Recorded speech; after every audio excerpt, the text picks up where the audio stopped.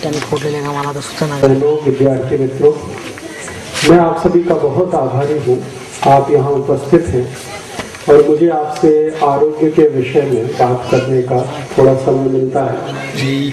आपसे इस बात के लिए क्षमा चाहता हूँ कि बहुत अच्छे से मराठी भाषा नहीं बोल पाता, इसलिए हिंदी मराठी मिलाकर बात करूँगा। मेरी बात आपको ठीक से समझ में आएगी, ऐसा मेरा विश्वास है। हम सब अपने भारत में रहने वाले नागरिक आज अपने जीवन में बहुत ज्यादा दुखी हैं, तो अपने आरोग्य के लिए, अपनी चिकित्सा के लिए। संपूर्ण भारत देश में 110 कोटि नागरिक रहते हैं।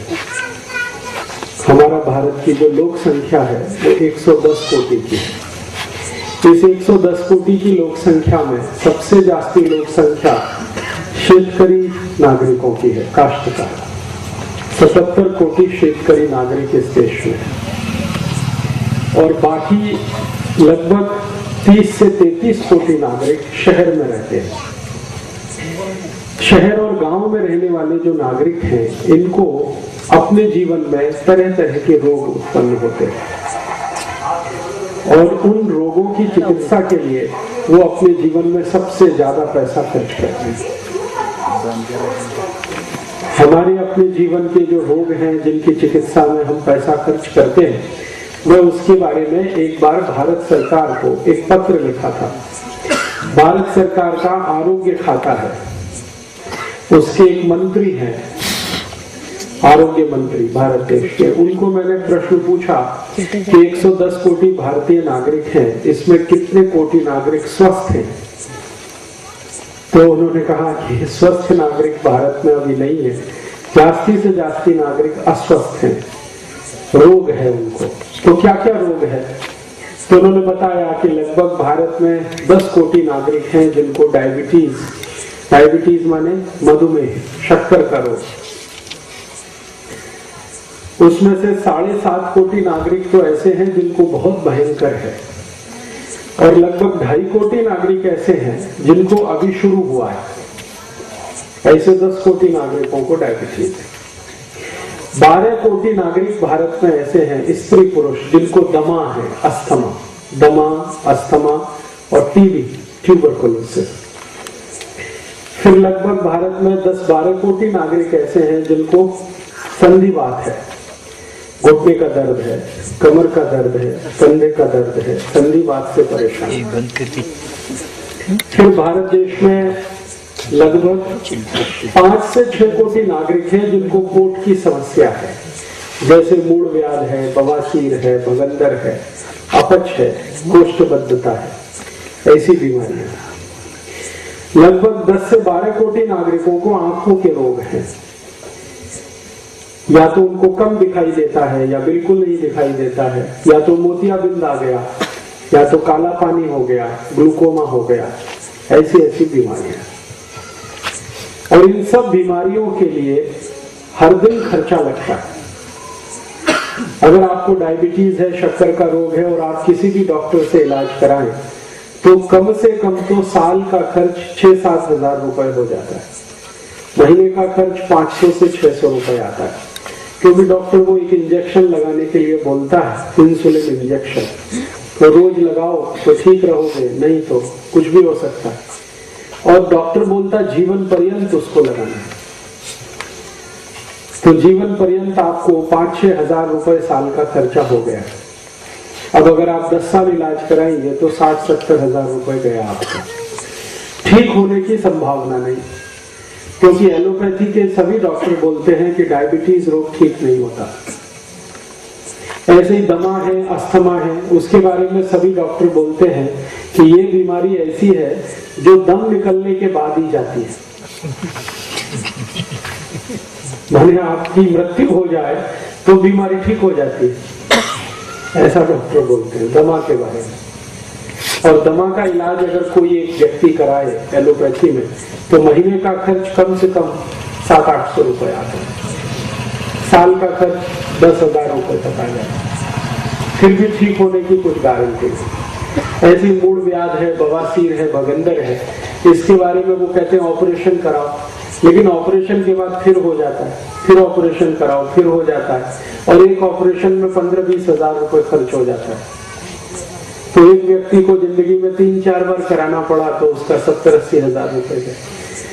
तो ये सब बीमारियां जो हमारे शरीर में है, इनका तो कुछ ऐसा इलाज होना चाहिए जो स्थायी हो, परमानेंट हो, बार बार बीमारी ना आए, एक बार में ठीक हो जाए और खर्चा भी ज्यादा ना लगे।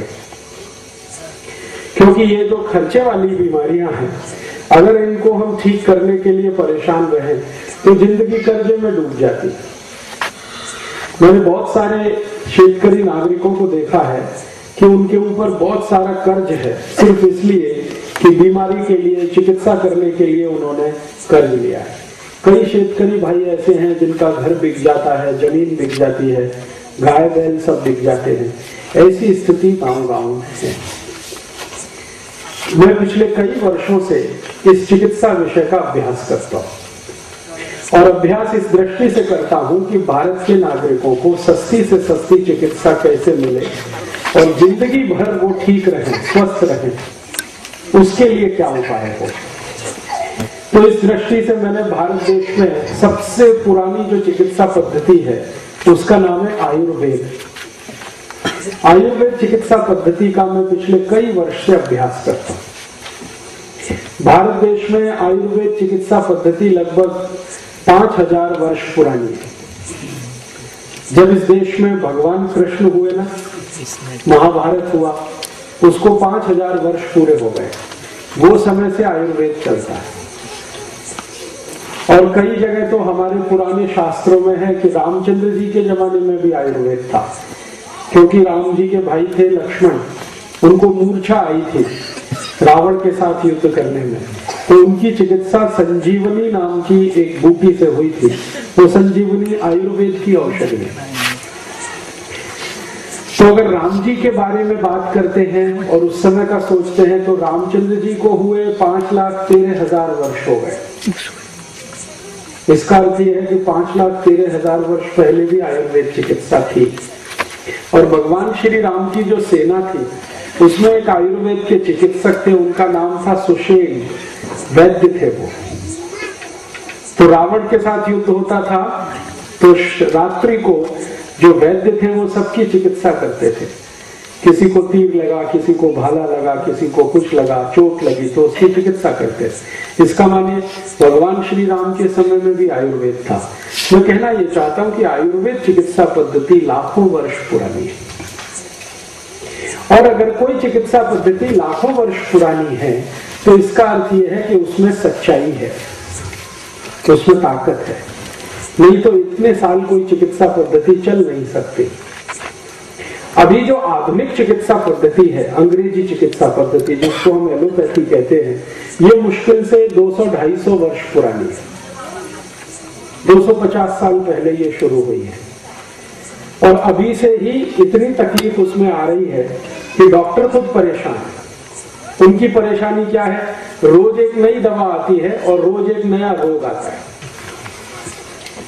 जितनी दवाएं आती हैं उतने नए नए रोग आते हैं, और कई बार दवाएं फेल हो जाती हैं, रोगी ठीक नहीं हो पाते। हमने कभी नहीं सुना ऐसा एक रोग इस साल आया, चिकनगुनिया। सुना चिकनगुनिया? मैंने कभी सुना नहीं जिंदगी में चिकनगुनिया, लेकिन आ गया। और इस चिकनगुनिया में इतना तकलीफ हुई है, लाखों लोग इसमें परेशान हुए और हजारों लोग तो बेचारे मर गए, क्योंकि इसकी औषधि नहीं है डॉक्टरों के पास। तो ऐसे नए नए रोग आते रहते हैं, नई नई चिकित्सा करते रहते हैं, फिर दवाएं आती हैं, फिर रोग आते हैं। तो मैं जब ये चिकित्सा विषय का अभ्यास करता था तो मुझे पता चला कि ये जो एलोपैथी चिकित्सा है, आधुनिक चिकित्सा है, इसमें क्या होता है कि दवाएं जो है ना वही रोग पैदा करती है। आप जो गोली खाते हैं ना, वो गोली आपको एक रोग में से निकालती है, दूसरे में फंसा देती है। ऐसी दवाएं हैं। जैसे आपका रक्त दबाव जास्ती है, माने ब्लड प्रेशर हाई है, बीपी, उसकी आप गोली खाओगे और लगातार खाओगे तो थोड़े दिन में आपको हृदय घात हो जाएगा, हार्ट अटैक आ जाएगा। क्योंकि उसकी जो गोली आप खा रहे हो, उस गोली की विशेषता है कि वो हृदयघात लाते हैं। ऐसे ही कभी आपका सिर दर्द होता है, धोखे दुखना, उसमें आप कोई गोली खाते हो एस्पिरिन, डिस्पिरिन, तो ये गोली सिर दर्द तो खत्म करती है, लेकिन ब्रेन हेमरेज हो जाता है, मस्तिष्क में खून की नस फट जाती है उसी गोली से। ऐसे ही आपको अगर ज्वर आया, ताव आया, ताव, मलेरिया आ गया या तो टाइफाइड हो गया, तो आपको डॉक्टर एक औषधि लिखता है पैरासीटामोल। पैरासीटामोल आप खाओगे तो ताप तो चला जाएगा, लेकिन आपका जो किडनी है और लीवर है, यकृत है, वो खलास हो जाएगा। क्योंकि एलोपैथी की दवाएं ऐसी हैं, वो एक रोग खत्म करती है, दूसरा पैदा होता है, दूसरा खत्म करती है, तीसरा पैदा होता है। इसलिए जिंदगी भर आपको डॉक्टर के चक्कर में फंसना पड़ता है और आप हमेशा निरोगी नहीं रह पाते, स्वस्थ नहीं रह पाते। इसके विपरीत जो आयुर्वेद चिकित्सा पद्धति है, उसमें एक सूत्र है, बहुत सुंदर सूत्र है, वो आपने शायद सुना होगा। आयुर्वेद चिकित्सा पद्धति पूरी संस्कृत भाषा में लिखी गई है। तो उसमें एक सूत्र है, सर्वे भवन्तु सुखिनः, सर्वे सन्तु निरामया, सर्वे भद्राणि पश्यन्तु, मा कश्चित् दुःख भाग् भवेत्। सब सुखी हो, सब निरोगी हो, किसी को कोई दुख ना हो, इसके लिए आयुर्वेद चिकित्सा पद्धति। सब सुखी हो, शरीर से निरोगी होंगे तो सुखी होंगे। अगर आपको शरीर में कोई रोग है तो आप कभी सुखी नहीं रह सकते, और अगर शरीर निरोगी है, स्वस्थ है आप, तो जिंदगी भर सुखी रह सकते। तो आयुर्वेद चिकित्सा पद्धति कहती है सब सुखी हो, सब निरोगी हो, किसी को कोई रोग ना हो, किसी को कोई दुख ना हो, ऐसी है।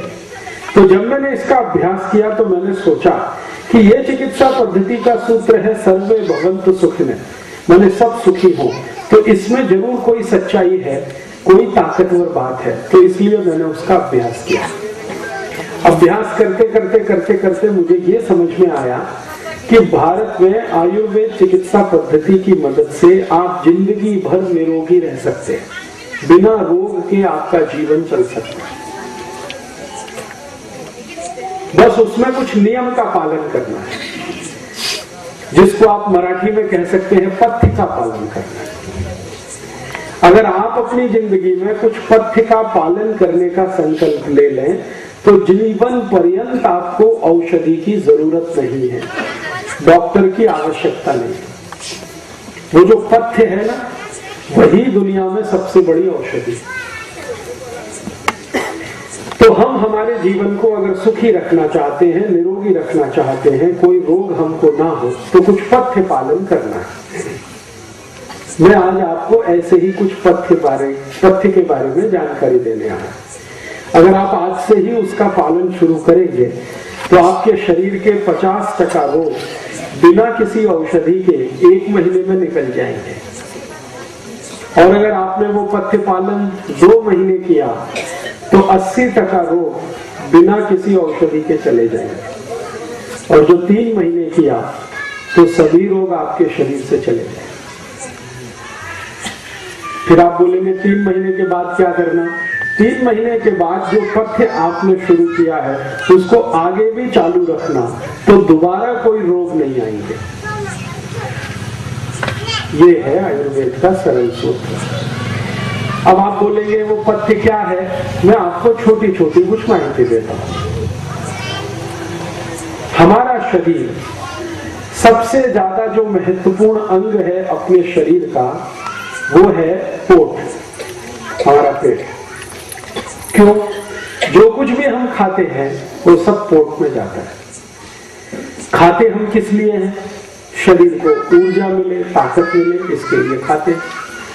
तो इसका अर्थ ये हुआ कि जो कुछ भी हम खाते हैं वो सभी शरीर में ताकत के लिए, ऊर्जा के लिए उपयोग होता है।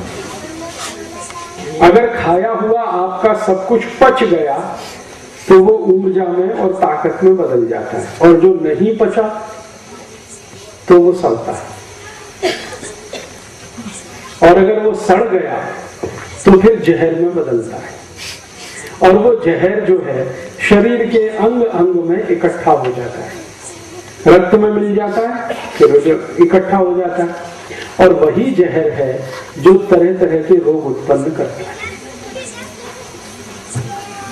तो इसका महत्व ये है समझने का कि जो कुछ हम खा रहे हैं वो पूरा पचना चाहिए, ठीक से पचना चाहिए।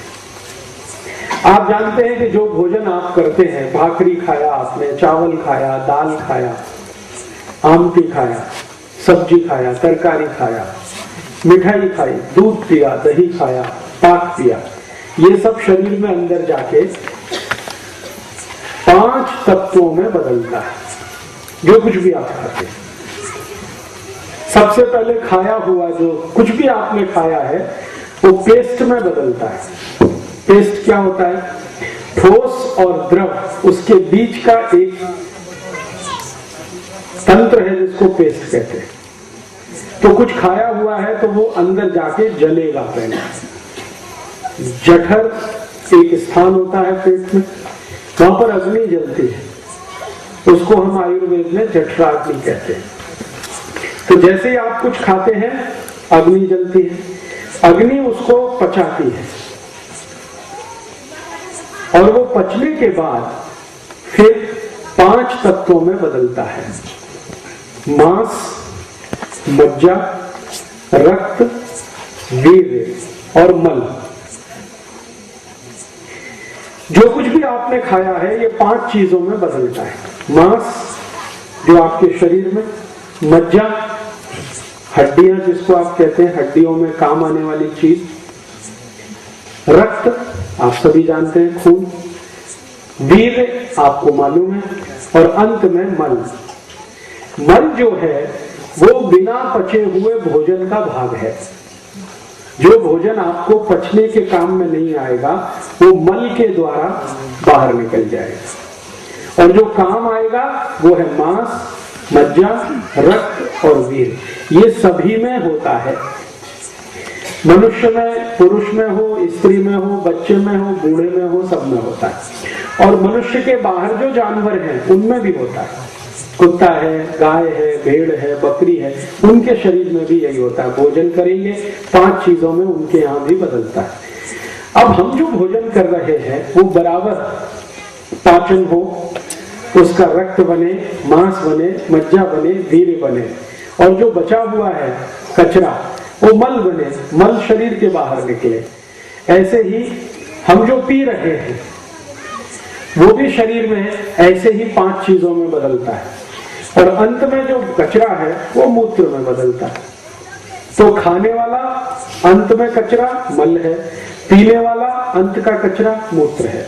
तो मल और मूत्र तो शरीर के बाहर है, क्योंकि इसकी जरूरत नहीं है शरीर को। शरीर को जिस चीज की जरूरत नहीं है उसको वो निकाल देता है, और जिसकी जरूरत है वो शरीर में काम आता है। मांस, मज्जा, रक्त, वीर्य की हमेशा जरूरत पड़ती है तो वो शरीर के काम आता है। तो जो मुख्य बात है चिकित्सा की वो ये समझने की है कि हम जो भी कुछ खा रहे हैं वो ठीक से पचना चाहिए, उसका मांस, मज्जा, रक्त, वीर्य ठीक से बनना चाहिए। ये बहुत महत्वपूर्ण है। तो ठीक से पचना चाहिए, इसके लिए आयुर्वेद में कुछ सूत्र बनाए, कुछ पथ्य बनाए, और वो पथ्य में 2-3 महत्व की बातें हैं जिनको आज से आप याद रखिए। अगर आपको निरोगी रहना है, रोग मुक्त रहना है, कभी भी बीमार नहीं पड़ना है, तो अपनी जिंदगी में कुछ पथ्य का पालन करिए। उसमें से पहला पथ्य ये है कि जब भी आप खाना खाते हैं तो खाना खाने के 1 तास के बाद पानी पीजिए। ये पहला पथ्य है। अभी कई बार क्या होता है कि हम खाने के साथ साथ पानी पीते रहते हैं। कई लोगों को मैंने देखा है कि खाना कम खाते हैं, पानी ज्यादा पीते रहते हैं। एक टुकड़ा खाया, फिर पानी पी लिया, फिर दूसरा, फिर पी लिया, फिर तीसरा, फिर पी लिया। इससे बड़ी समस्या होती है। समस्या क्या होती है वो समझ लीजिए। आपने जो कुछ खाया, मैंने आपको बोला, अंदर जाके वो जलता है, और वो जलेगा तो उसमें से मांस, मज्जा, रक्त, वीर्य बनेगा। अब आपने भोजन किया, अंदर जलने के लिए अग्नि पैदा हुई, और आपने तुरंत पानी पी लिया। अब क्या होगा? अग्नि शांत हो जाएगी। और अगर अग्नि नहीं है तो जलेगा नहीं वो, और जलेगा नहीं तो पचेगा नहीं, पचेगा नहीं तो सड़ेगा, और सड़ेगा तो जहर बनेगा, जहर बनेगा तो 108 रोग पैदा करेगा। अब क्या क्या रोग पैदा होंगे वो आप सुन लो। जिनको भी भोजन पचता नहीं उनको सबसे पहला रोग शुरू होता है पेट में गैस बनना। ये जो गैस बनती है ना, ये इसका लक्षण है कि आपको भोजन पच नहीं रहा, ये पहला लक्षण है। दूसरा, अगर आपने उसको ठीक नहीं किया गैस बनना, तो धीरे धीरे ये गैस जलन करती है, फिर आग पड़ती है, पेट में आग पड़ेगी, छाती में आग पड़ेगी। फिर भी आपने उसको ठीक नहीं किया तो वो थोड़े दिन के बाद जहां गैस बनती है ना, वहां घाव बन जाता है, अल्सर कहते हैं उसको। फिर भी आपने ठीक नहीं किया तो वो घाव और बड़ा हो जाता है, फिर उसको पेप्टिक अल्सर कहते हैं। और फिर भी आपने ठीक नहीं किया तो फिर वही कैंसर हो जाता है। और इसी कैंसर होने के पहले घाव अगर पेट के थोड़े नीचे के हिस्से में बन गया, थोड़े ऊपर के हिस्से में तो कैंसर हो जाएगा, पेट के थोड़ा नीचे के हिस्से में बन गया तो बवासीर हो जाएगा, मूल व्याध हो जाएगा, बगंदर आ जाएगा। और बवासीर, मूल व्याध, बगंदर थोड़े ज्यादा दिन चल गया तो वहां भी फिर कैंसर हो जाएगा। इसलिए खाना खाने के बाद खाने का पचना बहुत जरूरी है, और खाने के पचने के लिए आग जलना बहुत जरूरी है। तो आग जलने के लिए पानी नहीं पीना जरूरी है। अगर पानी पिएंगे आग बुझ जाएगी। तो आयुर्वेद का पहला पथ्य है, पहला नियम है कि जिंदगी भर अच्छे से खाना आपको पचे तो आप खाने के तुरंत बाद कभी भी पानी नहीं पीना। पानी पीना हो तो कम से कम 1 तास के बाद पीना। अब आपका एक प्रश्न आएगा कि खाना खाते खाते गले में फंस गया तो आयुर्वेद का दूसरा पथ्य है कि खाने को धीरे धीरे खाना, हड़ू हड़ू, जल्दी जल्दी नहीं, सावकाश। जल्दी जल्दी खाएंगे गले में फंसेगा, धीरे धीरे खाएंगे, चबा चबा के खाएंगे, आराम से जाएगा। तो कितना धीरे खाना खाना, इसके लिए दूसरा पथ्य है। आपके मुंह में दांत कितने हैं एक बार आप गिन लो। किसी को 32 होंगे, किसी को 30 होंगे, किसी को 28 होंगे, कोई को 26 भी होंगे। दांत सभी को हैं, गिन लो आप। तो आयुर्वेद का नियम यह है कि जितने आपके दांत हैं उतनी बार भोजन को चबाना। आपने भाखरी का एक टुकड़ा तो मुंह में रखा, अगर आपके 32 दांत हैं तो उसको 32 बार चबाना। अगर 30 दांत हैं तो 30 बार चबाना, 28 दांत हैं 28 बार चबाना। 2-3 दिन गिनकर चबाना। 2-3 दिन अगर आपने गिन लिया तो चौथे दिन से अपने आप वो बिना गिने ही उतनी बार वो मुंह चबाएगा, क्योंकि वो कंप्यूटर में फिक्स हो जाएगा। ये जो दिमाग है ना, ये कंप्यूटर है, और जबरदस्त कंप्यूटर है। इससे बढ़िया दुनिया में कोई कंप्यूटर नहीं। तो आपने 1 दिन गिना, 2 दिन गिना, तीसरे दिन से गिनने की जरूरत नहीं पड़ेगी, वो मुंह 32 बार ही चलेगा। बस आप उसका नियम भंग नहीं करना। तो आयुर्वेद का पहला पथ्य मैंने बोला कि खाने के 1 तास बाद पानी पीना। दूसरा पथ्य है कि खाने को चबा चबा के खाना। एक बार का भाखरी अगर खाया या रोटी खाया तो कम से कम 32 बार चबाना। दांत आपके अगर 30 हैं तो 30 बार चबाना, 28 है तो 28। तो अगर आप अच्छे से चबाएंगे तो सारा खाना आसानी से नीचे जाएगा, पानी पीने की जरूरत नहीं पड़ेगी। ठीक है। फिर आप कहेंगे जी खाने के बाद कुछ तो पीना चाहिए। तो आयुर्वेद ने कहा है कि हाँ कुछ पी सकते हैं, लेकिन क्या पीना है? पानी नहीं पी सकते। खाने के बाद अगर पीना हो तो ताक पीना, दूध पीना, शेरडी का रस पी सकते हैं, मौसम्बी का रस पी सकते हैं, आम का रस पी सकते हैं, नींबू का रस पी सकते हैं, पानी नहीं पीना। अब आप कहेंगे ये तो बड़ा विचित्र है आयुर्वेद, ताक पीने की बात किया है और पानी पीने को मना करते। ताक में तो पानी ही है ना, है कि नहीं? दही तो थोड़ा होता है, दही से ज्यादा तो पानी होता है, तो सादा पानी पीने का आयुर्वेद मना करता है, फिर ताक पीने का क्यों? कारण उसका ये है, पानी की एक विशेषता है। पानी के बारे में आपने सुना होगा, महसूस भी किया होगा कि पानी को जिस चीज में मिलाओ वैसा ही हो जाता है। उसका जो गुण है ना, तो जिस चीज में मिलाओ वैसे ही हो जाता है। अगर दूध में पानी को मिला दिया तो पानी का गुण दूध का हो जाता है। दही में पानी मिला दिया और ताक बना दिया तो पानी का गुण दही का हो जाता है। शेरडी के रस में पानी मिला दिया तो उसका गुण शेरडी के रस वाला हो जाता है। मौसम्बी के रस में मिला दिया तो मौसम्बी का गुण हो जाता है। तो पानी को जिसमें मिलाओ पानी वैसे ही हो जाता है। आपने वो गीत सुना है, पानी रे पानी तेरा रंग कैसा, जिसमें मिला दो लगे उसके जैसा। तो आपने ताक में मिलाया है, माने दही में मिलाया, तो फिर वो पानी नहीं रहा, वो दही हो गया। दूध में मिलाया तो पानी नहीं रहा, दूध हो गया। शेरडी के रस में मिलाया तो पानी नहीं रहा, शेरडी का रस हो गया। तो पानी को दही में मिला के ताक बना के पी लो, पानी को दूध में मिला के दूध पी लो, शेरडी के रस में मिला के शेरडी का रस पी लो। भोजन के बाद पानी मत पियो, 1 तास तक, 1 तास बाद पियो। ठीक है, समझ में आया? अभी 2 सूत्र हो गए, मैं फिर से दोहराता हूं ताकि याद हो जाए। पहला सूत्र है भोजन के 1 तास के बाद पानी पीना। दूसरा सूत्र मैंने बताया कि भोजन को चबा चबा के खाना। ठीक है, और भोजन के बाद अगर पीना है कुछ तो ताक पीना है, दूध पीना है या रस पीना है। अब आप ये पूछ सकते हैं ताक कभी पीना, दूध कभी पीना, रस कभी पीना, तीनों का समय अलग अलग है। आयुर्वेद में हर चीज के खाने का समय है। ताक का समय है दोपहर के भोजन में, मध्याह्न भोजन जो आप करते हैं, दोपहरी भोजन वो ताक, संध्याकाळी दूध और सकाळी रस।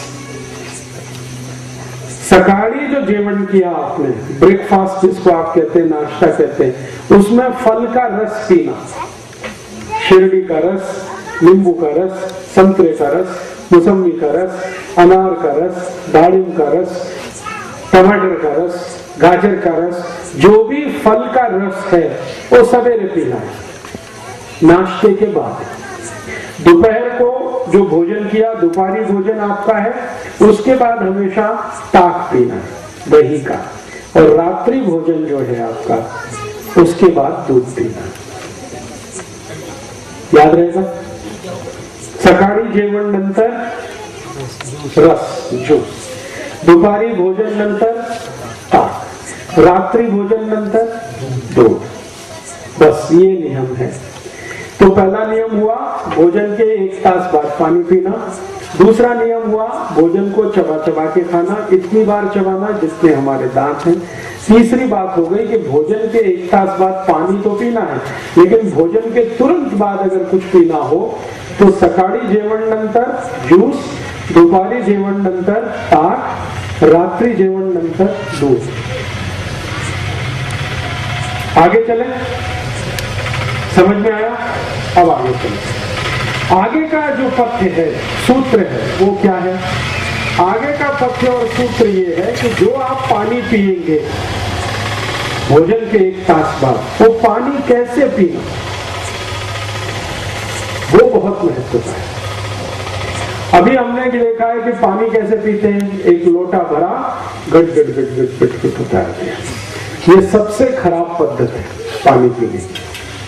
गट गट गट गट पानी पीना बहुत खराब है। इससे क्या होता है, सबसे खराब एक रोग होता है, ये घुटने, यहाँ दर्द होता है, एड़ी में दर्द, फिर ये दर्द, फिर ये, फिर ऊपर बढ़ता ही चला जाता है। जो लोग लोटा गट गट गट गट पानी पीते हैं, सबको ये पाँव दुखता है। तो पानी ये अच्छा तरीका नहीं है पीने का, पद्धति अच्छी है। फिर पानी कैसे पीना? पानी पीने की पद्धति है जैसे गर्म दूध पीते हैं। गर्म दूध कैसे पीते हैं? एक एक घूट घूट घूट। चाय कैसे पीते हैं? चाय घूट घूट घूट। तो जैसे गर्म चाय पीते हैं, गर्म दूध पीते हैं, एक घूट पिया, फिर दूसरा घूट, फिर तीसरा घूट, ऐसे पानी पीना है। और अगर आपने ये पद्धति समझ ली पानी पीने की, तो जिंदगी भर आपको कोई त्रास नहीं होगा। क्यों नहीं होगा वो जान लो आप। पानी को घूट घूट पीने का जरूरत इसलिए है कि हमारा जो मुंह है ना, इसमें सतत लार बनती है। लार समझते? हाँ, मुंह में सतत लार बनती है, 24 तास बनती है। जब हम सो जाते हैं तो थोड़ी कम बनती है, और जब हम काम में रहते हैं तो जास्ती बनती है। ये जो लार है, ये दुनिया की सबसे अच्छी औषधि है। टैक्स फ्री, कॉस्ट फ्री, फोकट फ्री। हाँ, आपने कभी देखा है कुत्ते को चोट लग जाती है, गाय को चोट लग जाती है, वो क्या करते हैं? जीभ से चाटते हैं और ठीक हो जाती है। क्योंकि गाय की जीभ पर जो लार है, कुत्ते की जीभ पर जो लार है, वो औषधि है। तो आप बोलेंगे क्या मनुष्य भी चाट के ठीक कर सकता है? बिल्कुल कर सकता है। आपको अगर कहीं चोट लग गई है, आप भी चाट लो तो ठीक हो जाएगा, 2-3 दिन में बिल्कुल ठीक हो जाएगा। बशर्ते कि उसकी शर्त है कि आप तंबाकू ना खाएं, गुटखा ना खाएं, बीड़ी ना पिए, शराब ना पिए। गाय को देखा तंबाकू खाते हुए? देखा? कुत्ते को देखा गुटखा खाते हुए? गाय, बैल, भैंस, कुत्ते को देखा दारू पीते हुए? गटागट नहीं ना। कोई जानवर तंबाकू नहीं खाता, क्योंकि उसको अक्ल है कि तंबाकू खाने की चीज नहीं। ये मनुष्य जो है वो तंबाकू खाता भी है और दूसरे को भी खिलाता है। मनुष्य जानवर से भी ज्यादा मूर्ख है। कुत्ते में भी इतनी अकल है जितनी आदमी में नहीं है। कुत्ते के सामने तंबाकू रख दो, सूंघ के हट जाएगा, लेकिन मनुष्य को वो तंबाकू फोकट में मिलेगी, रगड़ेगा और खाएगा, और दूसरे को कहेगा भाई तू भी खा ले, अभी तू भी मर ले मेरे। तो अगर आप तंबाकू ना खाएं, गुटखा ना खाएं, बीड़ी सिगरेट ना पिए और शराब ना पिए, तो आपका जो लार है ना जीभ का, ये सबसे अच्छी औषधि है। आप अगर अपने शरीर के किसी भी अंग को चाटेंगे तो आप भी ठीक कर लेंगे उसको। और अगर आप कहेंगे जी चाटना मुश्किल है, तो दूसरा उपाय बता देता हूं। आपके मुंह का थूक अगर उस पर लगाएंगे तो बिल्कुल ठीक हो जाता है।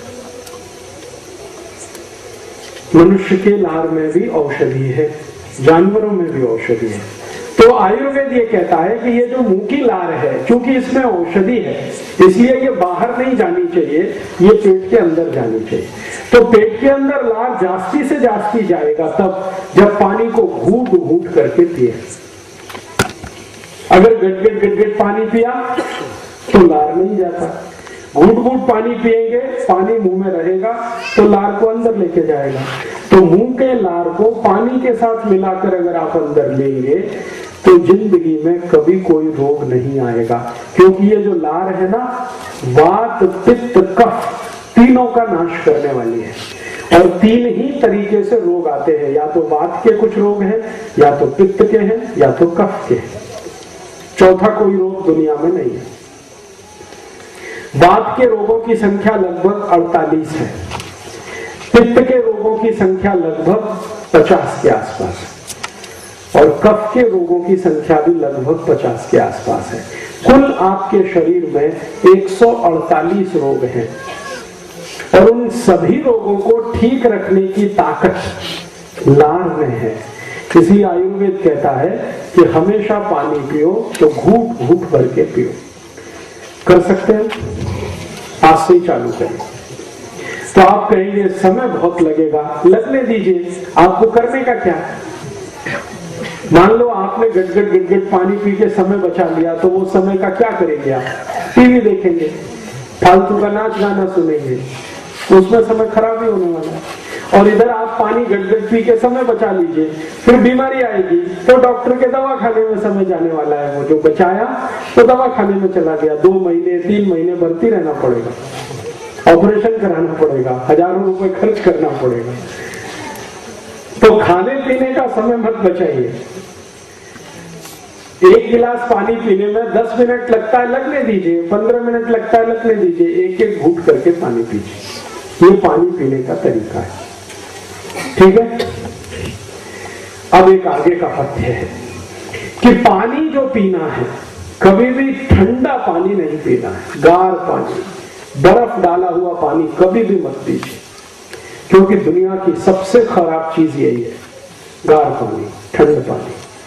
ये जो फ्रिज में पानी की बोतल भर के रखते हैं ना, फिर पीते हैं, ये बहुत ही तकलीफ देने वाला है। और कोई लोग तो पानी में बर्फ मिला के फिर पीते हैं, और भी तकलीफ देने वाला। मैं आपको कुछ एक माहिती देता हूँ। दूसरे देशों में, विदेशों में मैंने बहुत प्रवास किया है। यूरोप में और अमेरिका में क्या होता है, गार पानी पीते हैं, ठंड पानी।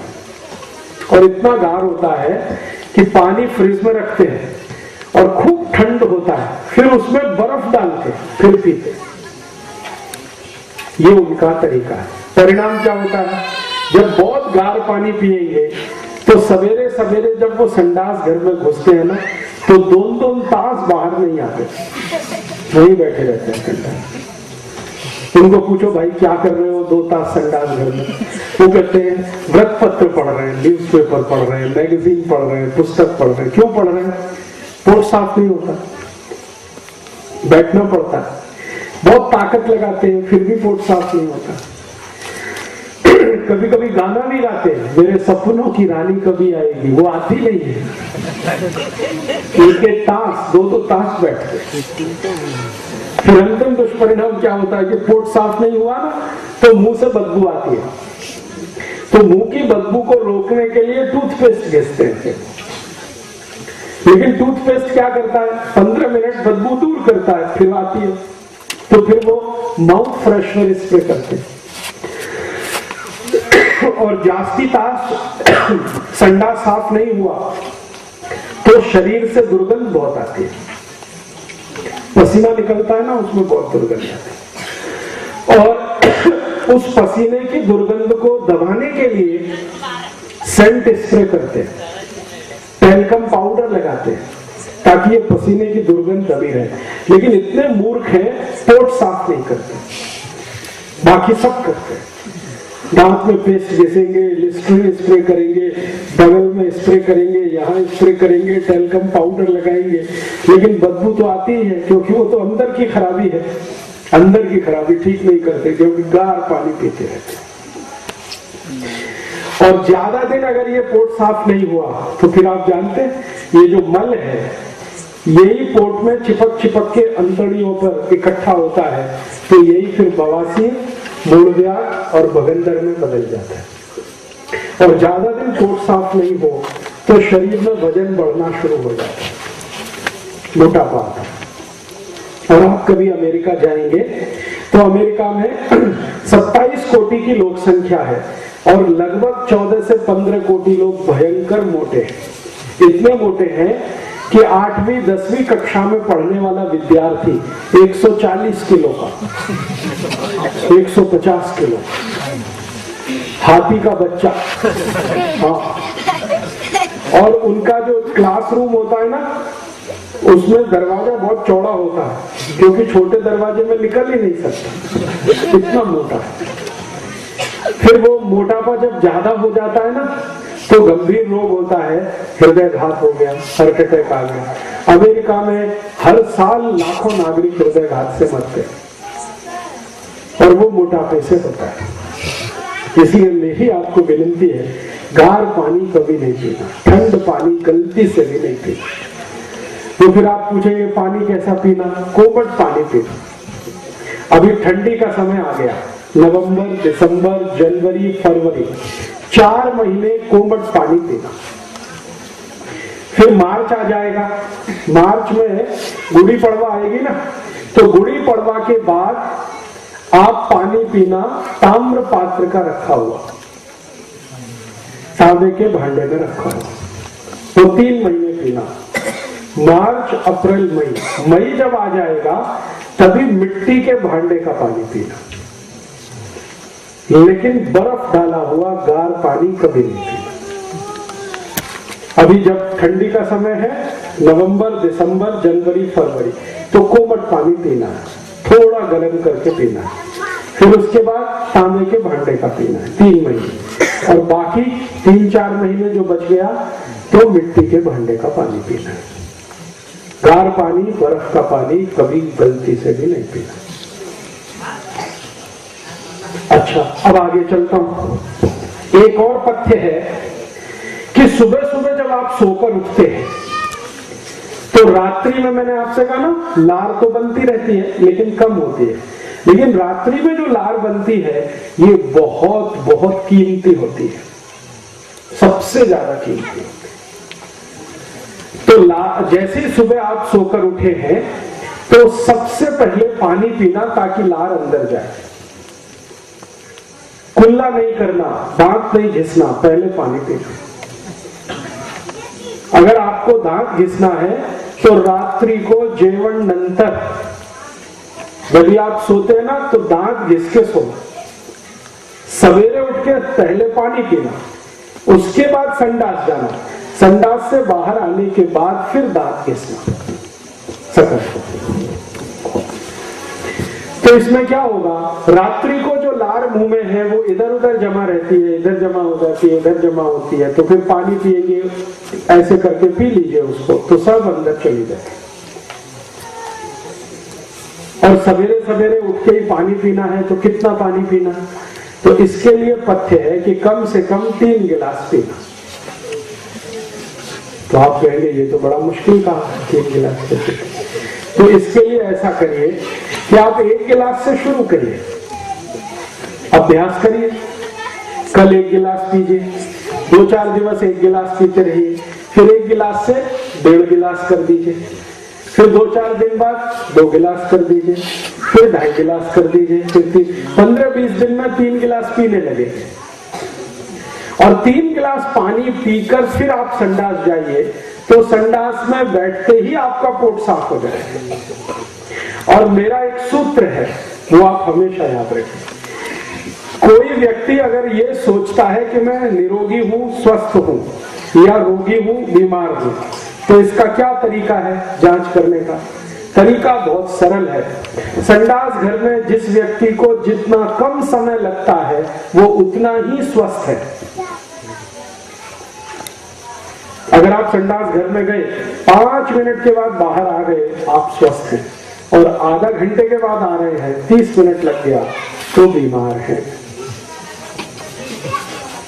बढ़िया फॉर्मूला है, इसमें कुछ जांचने की जरूरत नहीं है। आपको बैठते ही पोट साफ होना चाहिए, तो आप स्वस्थ हैं।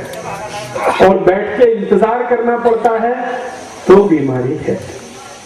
और वो बीमारी अगर ठीक नहीं किया तो वही बवासीर, मूढ़व्याध, बगंदर, अल्सर, पेप्टिक अल्सर, कैंसर, ये सब रोगों में बदलेगी, वही बीमारी। इसलिए बैठते ही पोट साफ होना चाहिए। तो बैठते ही आपका पोट साफ होगा जो आप ये नियम का पालन करेंगे। सुबह उठते ही पहले 3 गिलास पानी पी लीजिए, घूट घूट भर के, फिर संडास के लिए जाइए, बैठते ही पोट साफ हो जाएगा। अब मैंने आपको जो पथ्य बताए हैं वो 10 हो गए, फिर से याद कराता हूं। सबसे पहला पथ्य में बोला था भोजन के 1 तास बाद पानी पीना, पहला। दूसरा पथ्य मैंने बोला कि भोजन को चबा चबा के खाना, जितने दांत हैं उतनी बार चबाना। तीसरा पथ्य मैंने बोला कि कभी भी भोजन करना है और उसके बाद पीना है कुछ, तो सकाळी जेवण नंतर ज्यूस, दुपारी जेवण नंतर ताक, रात्रि जेवण नंतर दूध।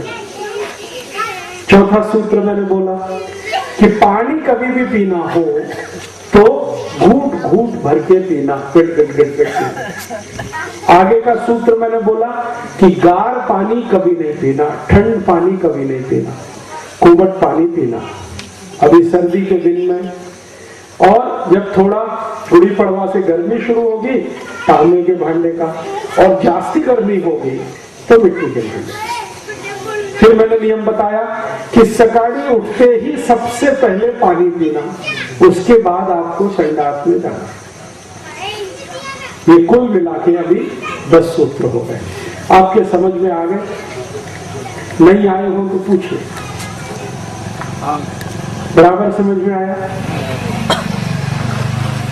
आपको पीछे समझ में आया? आपको समझ में आया? सबको समझ में आया? आगे बढ़ू?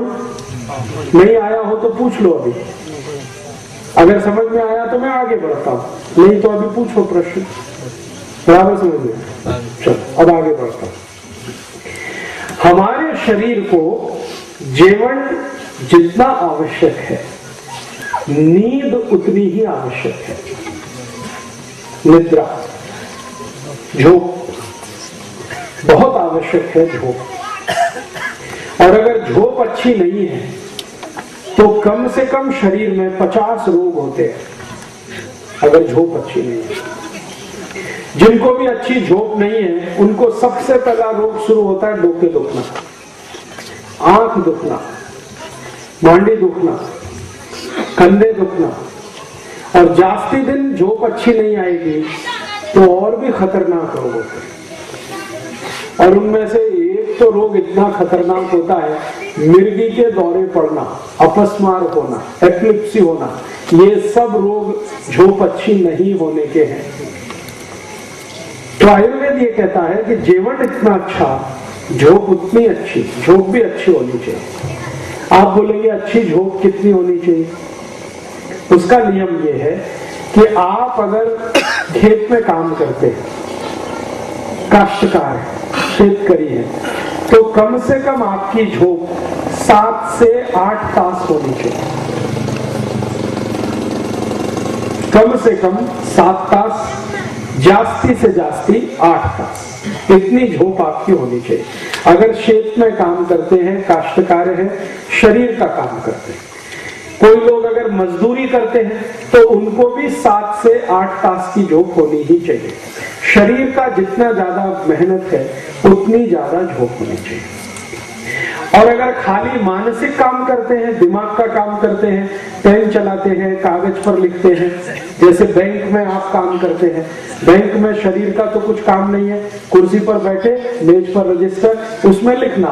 तो ऐसे लोग जो शरीर का काम नहीं करते, जैसे टीचर है, क्लास में खड़े खड़े पढ़ाना है, या बैंक में काम कर रहे हैं, या तो किसी ऐसी कंपनी में काम कर रहे हैं जहां मेज कुर्सी पे भी बैठना पड़ता और कुछ नहीं, तो ऐसे लोगों की कम से कम झोप 6 तास होनी चाहिए, जास्ती से जास्ती 7 तास होनी चाहिए। माने किसी भी स्थिति में 6 तास की झोप तो होनी ही चाहिए और जास्ती से जास्ती 8 तास की होनी चाहिए। ये किसके लिए है? बड़े लोगों के लिए।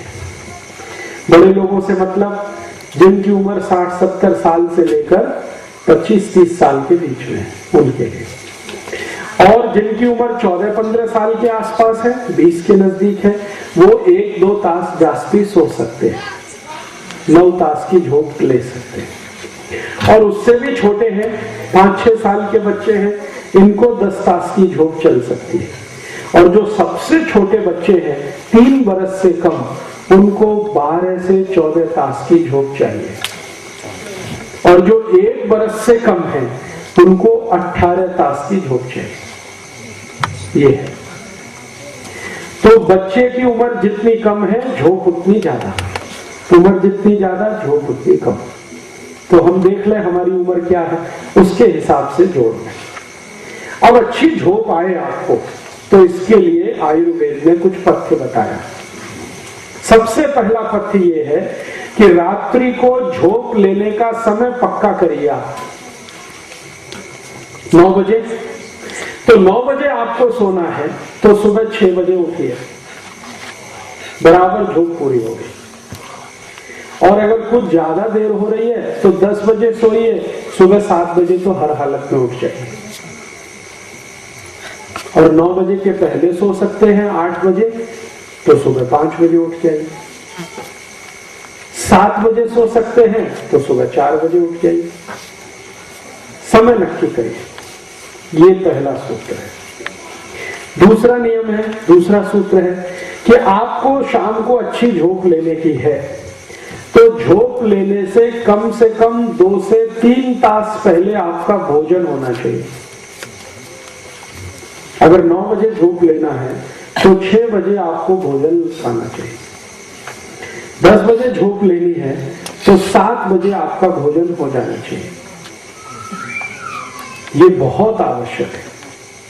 अगर आप ऐसा करेंगे कि 10 बजे भोजन किया और सीधे झोंकने के लिए लेट गए, तो जरूर आपको हृदय घात होगा, कोई नहीं रोक सकता। डायबिटीज भी होगा, कोई नहीं बचा सकता। आर्थराइटिस भी होगा।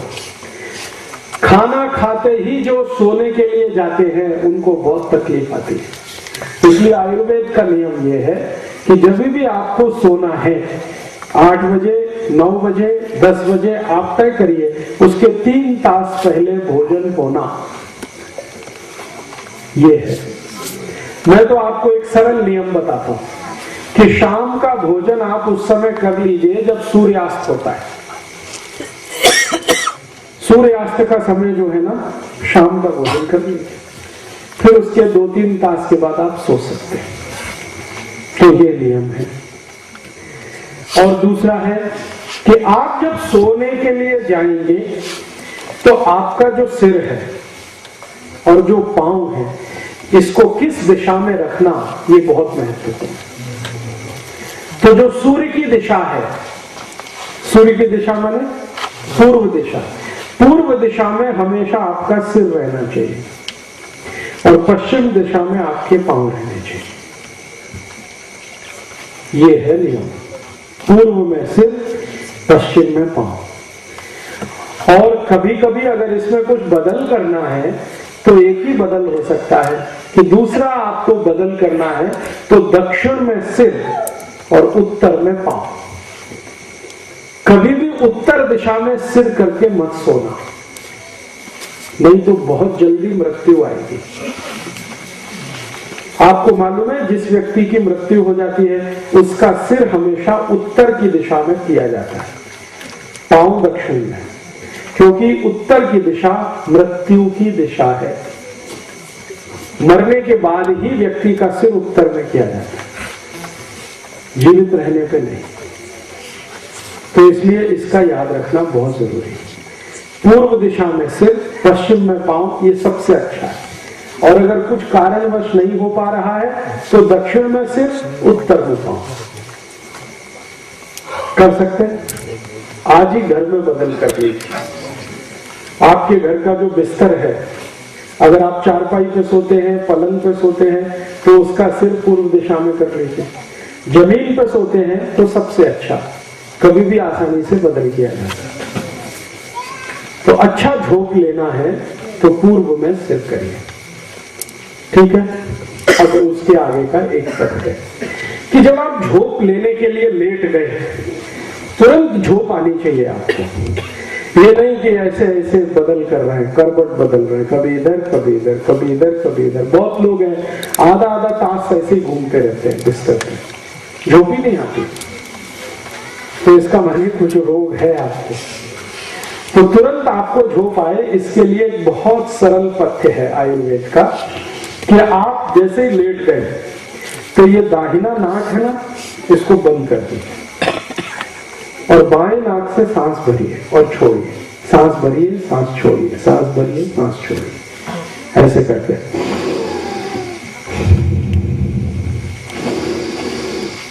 बस 2-3 मिनट अगर आपने ये करना शुरू कर दिया, बहुत अच्छी झोंक है।